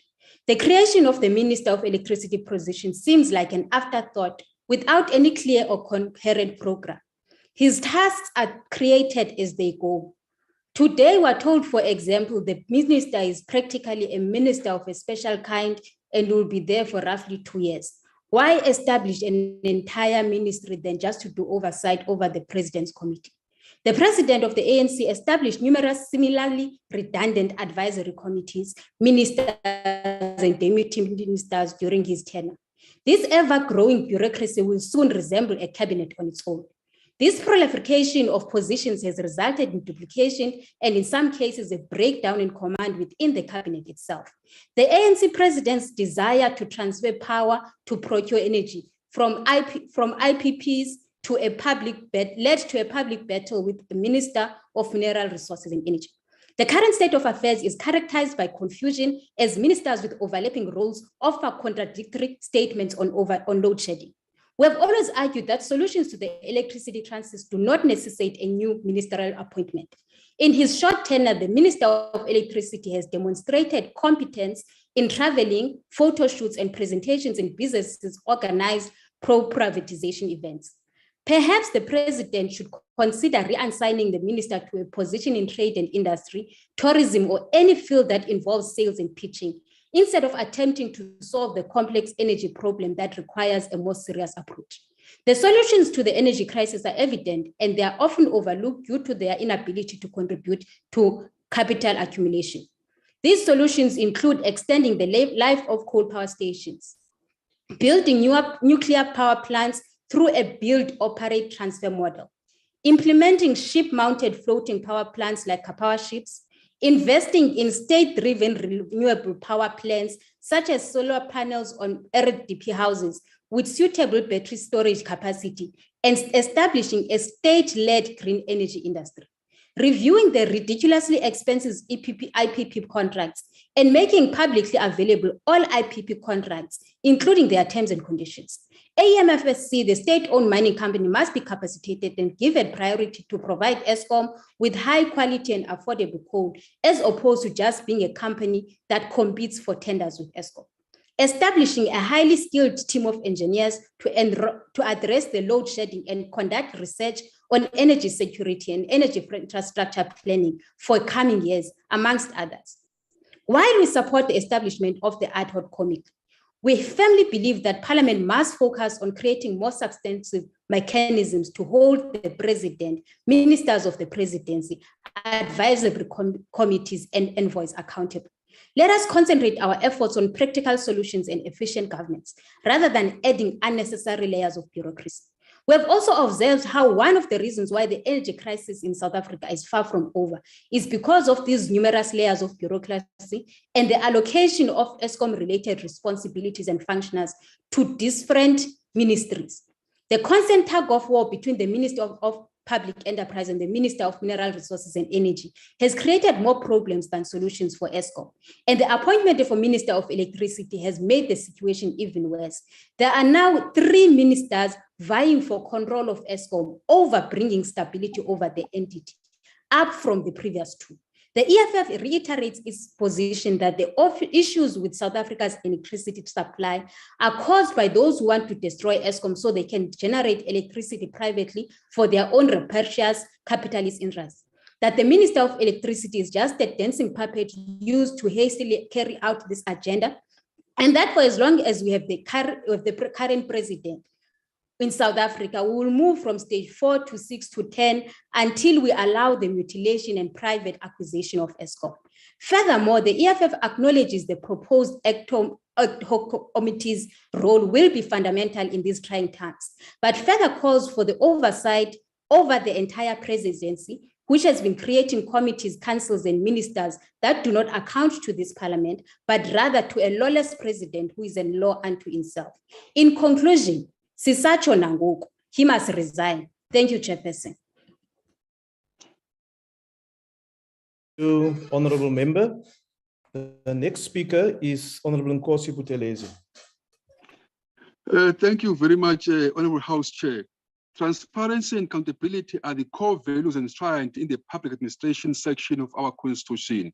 Therefore, the IFP is in full support of the establishment of an ad hoc committee, as the omittance of such is unconstitutional.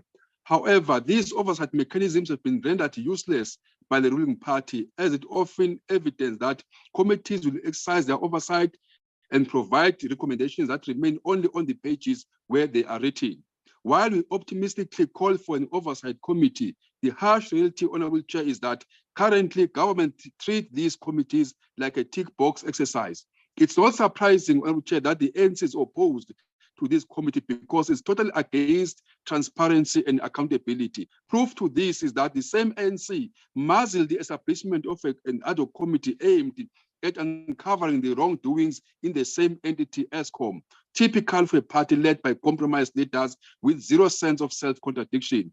Over the past few years, South Africa has been in the grip of its worst severe energy crisis, with the load shedding progressively worsening. This means that the task at the hand of the Minister of Electricity cannot be tackled in isolation. Honorable Chairperson, considering the fact that the budget for this comes from Vote 1, which does not have an oversight committee component, compounds the problem even further, and therefore necessitates the establishment of such a committee, something that the IFP parliamentary leader, Prince Mangosuthu Buthelezi, has been advocating for the longest of time.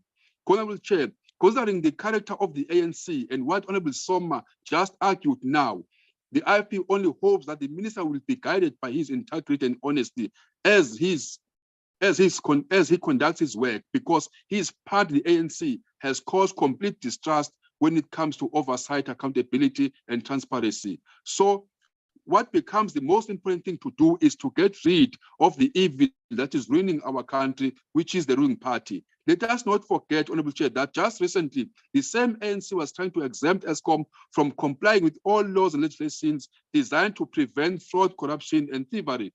If it was not for the opposition parties and South Africans putting pressure on Minister of Finance, they would have continued. That on its own clearly shows that there is a danger here and we need such an ad hoc committee. The IFP supports the establishment of this committee. Thank you very much.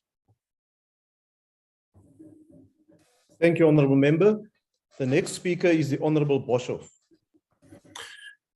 Voorzitter.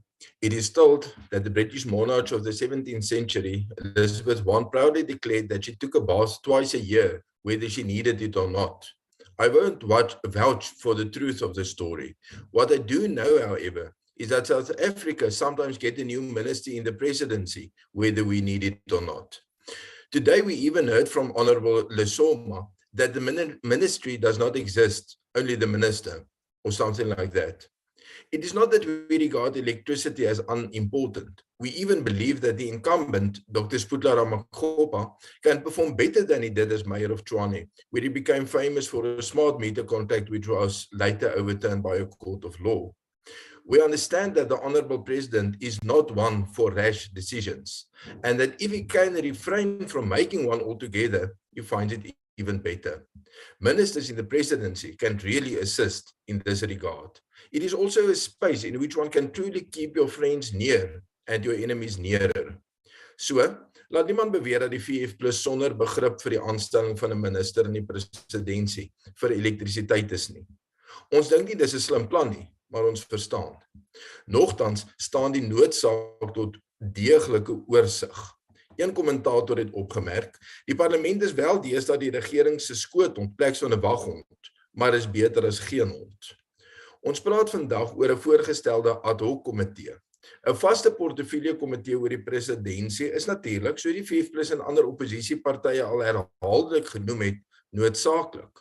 Die presidentsie se verantwoordelikhede brei uit, na mate die president meer sake vind waaroor hy nie wil besluit nie. En steeds oefen die speaker nie haar bevoegdheid uit om 'n portefeulje komitee daarvoor in te stel nie. Oor die redes daarvoor kan ons net bespiegel. Is dit 'n kwessie van versuim, of is dit juis om sekere aktiwiteite teen oorsig te beskerm, of dalk om die gebrek daaraan te versteek? Dit is natuurlik 'n gevaarlike roete om te volg. Onder die huidige president is die ergste wat kan gebeur, niks. Maar daar was al, en dit kan weer gebeur, 'n president wat graag besluite neem, mag uitoefen en sodoende die staat kaap. Omdat die spreker hierdie verantwoordelikheid nie nakom nie, moet die nasionale vergadering intree. Dit het die bevoegdheid om 'n ad hoc komitee aan te stel vir 'n spesifieke taak en 'n spesifieke tyd, en dit verval wanneer die tyd verloop of die taak voltooi is. Ons hou nie asem op dat die minister van elektrisiteit se taak binne die afsienbare toekoms afgehandel gaan wees nie. Eerstens omdat niemand nog weet wat sy taak behels nie. Werksafbakening tussen ministers en 'n besluit oor watter departement of dele daarvan aan die komitee verslag moet doen, sal die eerste taak wees, hoewel die agbare Lesoma gesê het, daar's geen departemente en geen amptenare wat verantwoording hoef te doen nie. Daaroor sal so 'n komitee ook moet praat. Maar daar's nog 'n rede hoekom 'n ad hoc komitee dalk van pas is. Hierdie regering se tyd verstryk volgende jaar, lank voor die kragkrisis opgelos sal wees, en selfs voor die 2 jaar wat ons vandag gehoor het waarvoor die minister en die presidentsie aangestel is, voor dit verstryk het.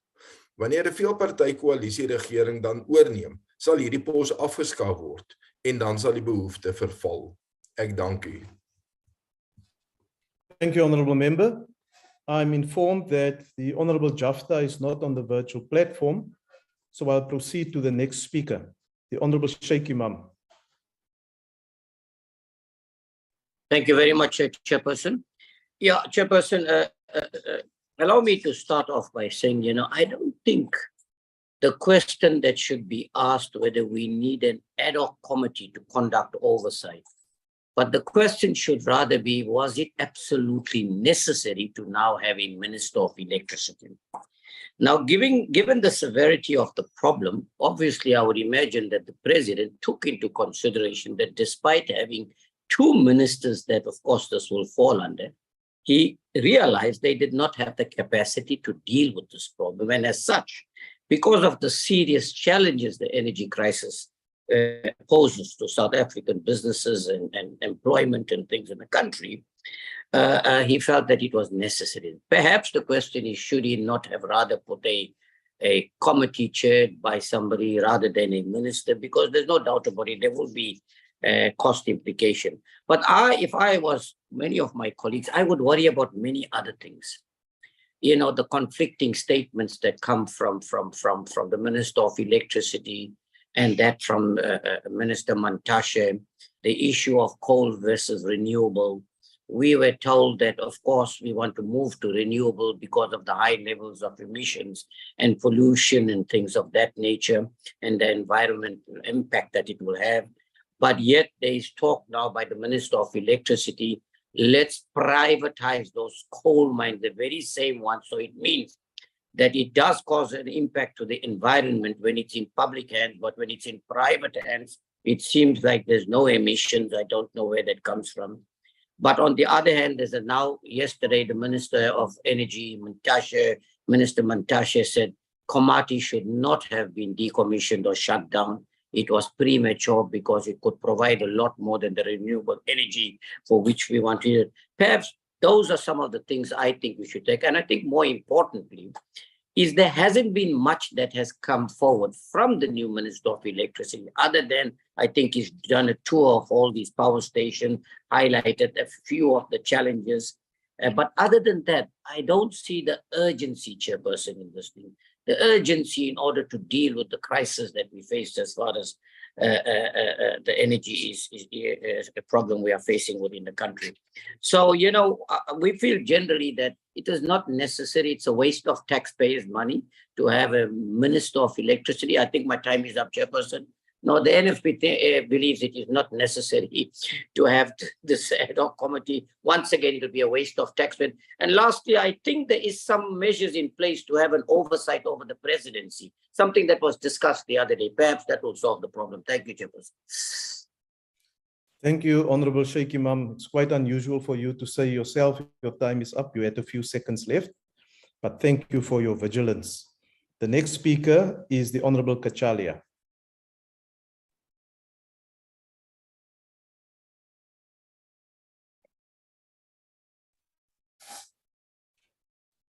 Is the Honourable Kachalia on the platform? House Chair, Yes, House Chair. As my colleague, K J Mileham, has cogently argued, we are desperately in need of implementing sections 55, 56, and 92 of our Constitution to exercise oversight on the Minister of Electricity. The Minister's avowed focus is only load shedding, and he seems to have succeeded for one solitary day when the EFF tried to effect a national shutdown, which was more like a national joke actually, but I divert. His stated aim is to get the units at Eskom online, never mind unbundling the entity into transmission, generation, and distribution. He thinks that's going to come simply from visiting 14 power stations, and that the challenges at Kusile, for example, that mothership of corruption, are simply technical problems that have nothing to do with so-called corruption. His words. Never mind that extending the life of the coal fleet would contradict the plans laid out for renewable energy and energy security as stated in the 2019 Integrated Resource Plan and the Energy Action Plan announced in 2022, which includes approvals for 30 gigawatts of renewable energy, and where there are no plans that are noted to extend the life of coal plants. Whatever your view, methinks, the left hand doesn't know what its own left shoulder and left elbow are doing. It's all a bit of a dog's breakfast, if you ask me, with Minister Mantashe initially saying the new electricity minister would only be a project manager. And then there's the confusion about who Mr. Ramokgopa actually reports to. Does this fall under the Public Enterprises Department and Minister Gordhan, where Eskom lies, or does it fall under the Energy Department of Minister Mantashe? Add to this the debacle of the president placing us in an all-encompassing state of disaster in February, and then withdrawing it no sooner than a rotisserie chicken could turn, while Mr. Ramokgopa assured us that this withdrawal would not undermine the agility, pace, and responsiveness of procurement. Again, his words. I'm not sure what happened to the president's belief that the way forward was to remove bureaucratic obstacles, not least BEK deployment and procurement regimes standing in Eskom's way as the country grapples with load shedding. But meanwhile, the elephant in the room remains, with cash from operations being insufficient to meet debt servicing and capital requirements, which translates into an inability to effect required repairs and maintenance and to fund unsustainably high finance costs, as well as primary energy expenses in the usage of open cycle gas turbines, which burns diesel at the rate of knots. Where, O Minister of the Three Lamps, is the dosh going to come from? Who is going to monitor you as to what you're doing with your oil rag? Who is going to make your wishes come true, and how? Who is going to hold this new kid on the block accountable while the hoary old chestnuts of corruption, mismanagement, cadre deployment, and policy incoherence need now more than ever a BDI? Who is going to honor the dictates of our constitution about oversight of cabinet ministers, especially when the genie, the oil rag, and the wishes currently sit on a carpet in the presidency, which is devoid of the very oversight mechanisms which our constitution requires, nay, demands. Surely it's time for an ad hoc committee to ensure transparency, responsibility, and accountability, lest we continue to leave the door open to finding successive letters of the alphabet to fill the spaces between the A of the arms deal and the Z of the Zondo Commission. And don't forget, as has been said, this Minister of Electricity has form here. Remember the tender scandal for smart meters in which he was involved during his time as mayor in the Tshwane municipality, costing taxpayers billions. Now perhaps you're beginning to understand, Honorable Lesoma, why the DA is insisting on the constitutional dictates that govern oversight and accountability in our constitution, a document that must not be ignored, but revered and implemented. I thank you. Thank you, Honourable Member. The next speaker is the Honourable Deputy Chief Whip of the Majority Party. Thank you very much, Honourable House Chairperson. Good afternoon to you and my colleagues on the platform. Honourable House Chairperson, you know, when some of the speakers who spoke earlier debate this matter, it's like they know what they are talking about. It's like there are no mechanisms in Parliament to hold the executive accountable. It's like Parliament is doing nothing, the National Assembly is doing nothing with regard to oversight to the executive. It's like the executive are not accounting to Parliament, which is a false narrative that is being driven by these parties who are not even attending the Rules Committee meeting. It's a shame that the DA will bring this motion for debate today, because they were part, not the speakers who spoke here, not the sponsor of the motion, but their members were part of the discussions in the Rules Committee, which took decisions about these matters that we're dealing with today. It's a shame that they are doing that. They are trying their level best to double dip, though it's understandable on our side because we are on an electioneering mode, all of us. Last week, Tuesday, the 25th of April, the National Assembly Rules Committee held extensive discussions on matters pertaining to oversight and accountability. With reference to this debate, two matters came up for discussion. One of the matter of oversight over the presidency, and two, the matter of oversight on the Minister of Electricity. The NA Rules Committee in both cases came to a decision. On the presidency, the Rules Committee resolved that the Parliamentary Budget Office would be asked to do more work on the request looking at vote 1, given that by their own admission, it was only a preliminary report that they submitted. Secondly, that a small team from the Rules Committee will undertake an overseas study tour to look at models of oversight that exist and submit a report as part of the legacy report to the 7th Parliament to act upon.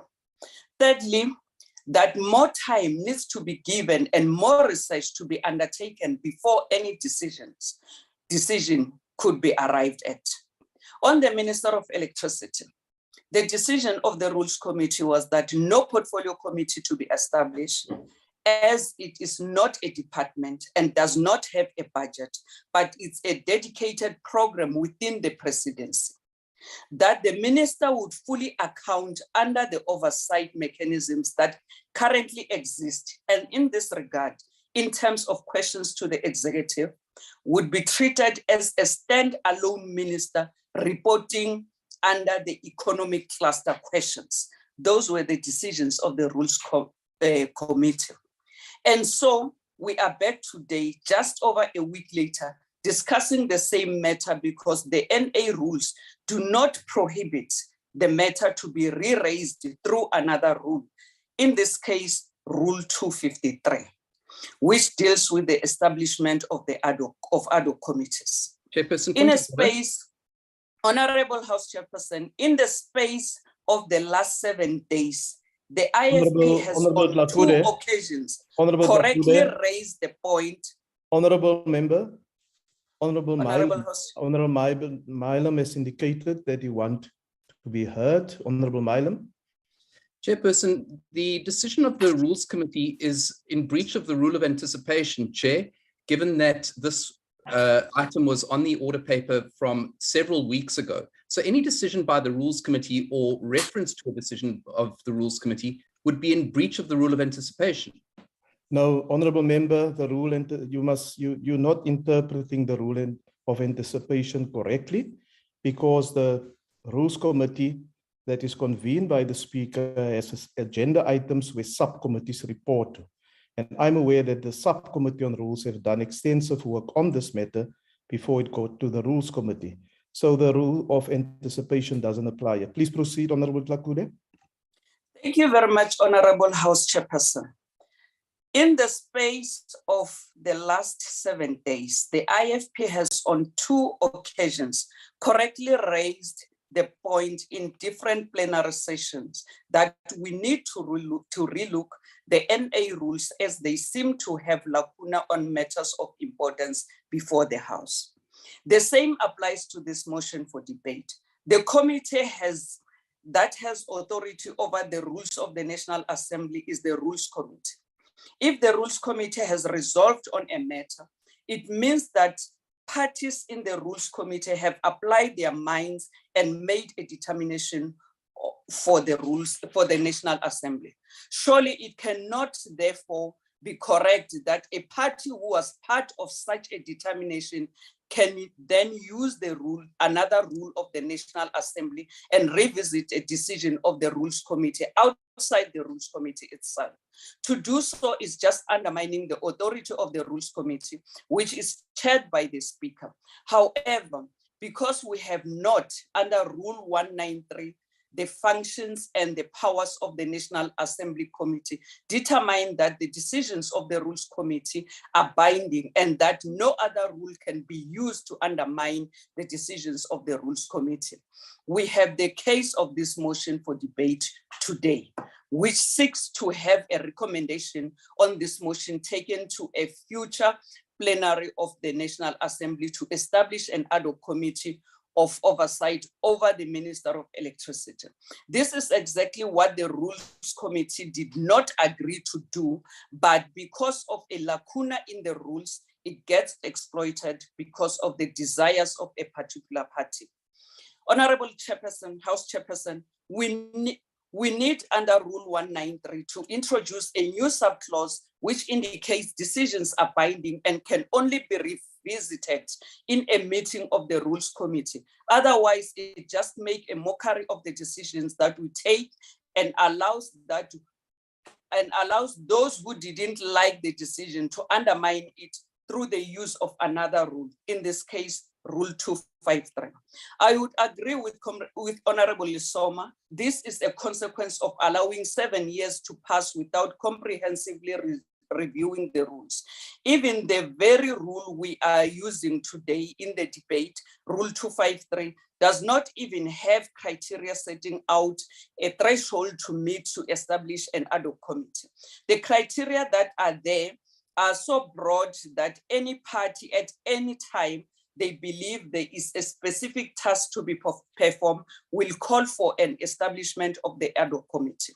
Establishing such committees is a costly exercise, as Parliament has learned over the years, and in certain cases, we have nothing to show for the vast amount of money that has been spent, because amongst ourselves, we could not come to a decision. We need to protect our working space and time and use it far more productively than allow the use of one rule to get around a decision created under another rule, and in this case, by a committee that really should have authority to guide the National Assembly in terms of procedures. But we all know what has sparked this debate. We should seriously debate this principle in the next sitting of the Rules Committee, so that in terms of the committee authority, and in particular where the Speaker presides over such a committee, there needs to be recognition of the authority of the decisions that such a committee takes.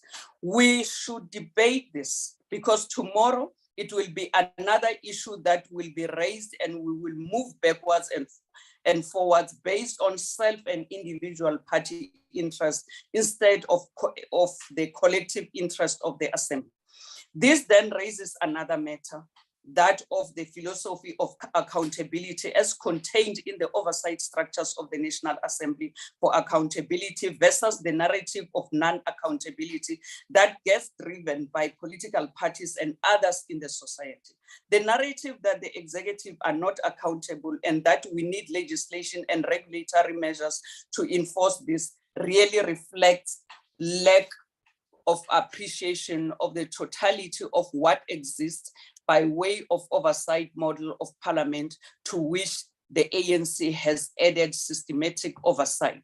Parliament, in terms of its oversight, has certainly strengthened during the 5th and the 6th Parliament, unless we want to convince one another that all the work we are doing in committees is of no consequence. Are there weaknesses? Yes, they are. And it is precisely the rules that need amendment from time to time to address these weaknesses. We have been both through and post the Judicial Commission of Inquiry process, had matters referred to Parliament to act upon, which is precisely what is happening in designated committees. Where we believe the Judicial Commission has overreached itself, we say so and give reasons. So the narrative that there is no accountability is one that is used by particular individuals and parties to draw attention to themselves and their party, so as to appear to be relevant. This will get progressively worse the closer we get to elections, as there will be those who will seek to be more relevant than others. It's quite politically childish. Where we have established facts and evidence-based research, we must act on it in the interest of the people, not for narrow political party interest. So today's motion, when seen in the light of the decision we have taken in the Rules Committee, really lacks integrity. On the one hand, we have clause 3 in today's motion, telling us it is impossible to do oversight over the Minister of Electricity because we don't have an oversight committee on the presidency. We have, in the same Rules Committee, resolved how we will deal with the presidency and explained how the presidency accounts. We have a decision of the Rules Committee which demonstrates 7 areas where the Minister of Electricity can be oversighted and accountability takes place, namely under the State of the National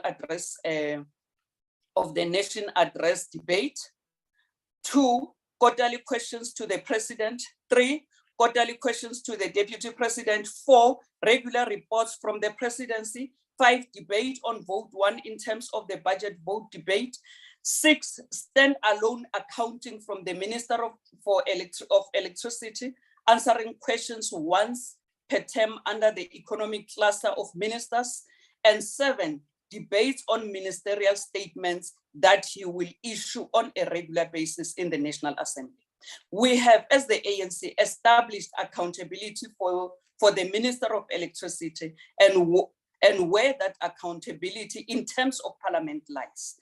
If we are to exercise all 7 areas, the oversight will be comprehensive and accountability will be assured.